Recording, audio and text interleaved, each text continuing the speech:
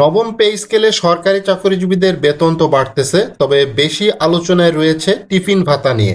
বর্তমানে একজন সরকারি কর্মকর্তা কর্মচারী তারা মাত্র 200 টাকার টিফিন পেয়ে থাকে।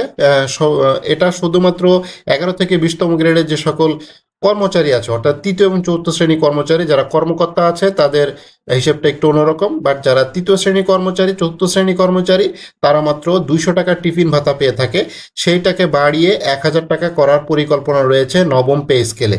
এরই সাথে সাথে সরকারি কর্মচারীদের বেতনও কিন্তু বাড়তেছে নবম পে স্কেলে। তো এখানে সরকারি কর্মকর্তা কর্মচারীদের বহুল প্রত্যাশিত নবম পে স্কেল আগামী 1 জুলাই থেকে কার্যকর হতে পারে বলে জানা গিয়েছে।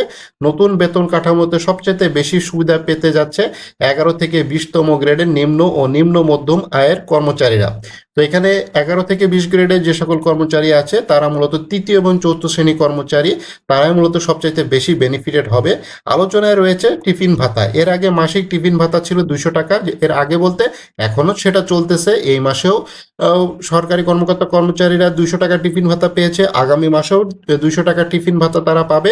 এবং এটা যদি পে স্কেল, নবম পে স্কেল যদি 1 জুলাই থেকে কার্যকর হয়, তাহলে 1 আগস্টেই তারা নবম পে স্কেলের নতুন বেতন এবং নতুন ভাতা, যদি টিফিন ভাতা তারা চালু করে থাকে 1000 টাকা, সেটা তারা পাবে। প্রস্তাব অনুযায়ী তা বাড়িয়ে 1000 টাকা করা হয়েছে, অর্থাৎ টিফিন ভাতা এখন 1000 টাকা প্রস্তাব করা হয়েছে।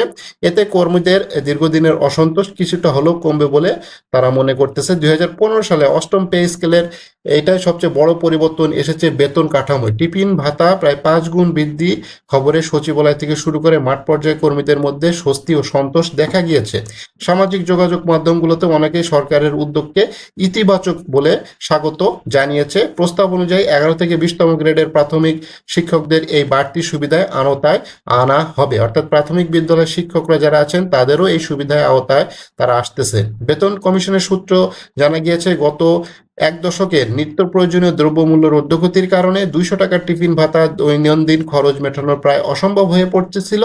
এর কারণে ভাতা বাড়ানোর সুপারিশ করা হয়, যা বাজেট পর্যায়ে ইতিবাচক সাড়া পেয়েছে। নতুন বেতন কাঠামোয় আরও বেশ কিছু পরিবর্তন প্রস্তাব এসেছে। এর মধ্যে উল্লেখযোগ্য, সর্বনিম্ন বেতন 8,250 টাকা থেকে বাড়িয়ে 20,000 টাকা করার সুপারিশ হয়েছে এবং বৈশাখী ভাতা 20% থেকে বাড়িয়ে 50% করার উন্নতি করা হয়েছে এবং শিক্ষা ভাতা 2,000 টাকা নির্ধারণ করা হয়েছে।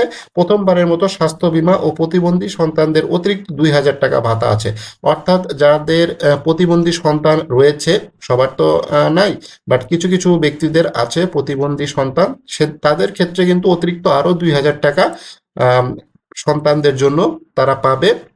তো এটা কিভাবে হবে সেটা গেজেটেই সবকিছু ঠিক করা হবে এবং অর্থ মন্ত্রণালয়ের সূত্র থেকে জানা গিয়েছে 2026-27 অর্থ বছর গেজেটের সাথে সমন্বয় করে আগামী 1 জুলাই ধাপে ধাপে নবম পে স্কেল এটা কার্যকর করা হবে এবং শিগগিরই এ বিষয়ে আনুষ্ঠানিক প্রজ্ঞাপন হতে পারে। অলরেডি আপনারা জানেন যে এই গত বৃহস্পতিবারে একটি সচিব কমিটির বৈঠক হয়েছে মন্ত্রী পরিষদের সচিবের নেতৃত্বে এবং আগামী 24 তারিখে আরও একটি বৈঠক হবে।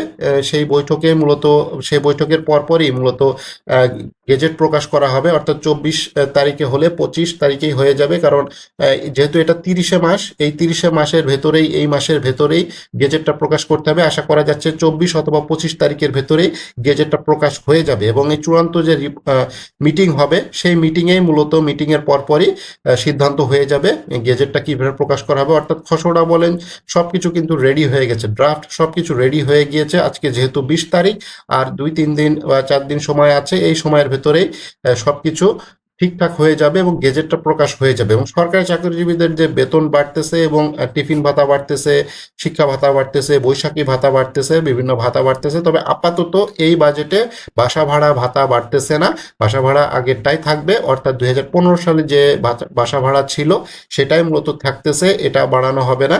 বাট এখন চিকিৎসা ভাতা সেটাই থাকতেছে, শুধুমাত্র টিফিন এবং শিক্ষা ভাতা, এই দুইটা ভাতা বিশেষ করে 11 থেকে 20তম গ্রেড যে সকল কর্মচারী আছে তাদের বাড়ানোর প্রস্তাব রয়েছে এবং এটা হওয়ার সম্ভাবনা সবচাইতে বেশি।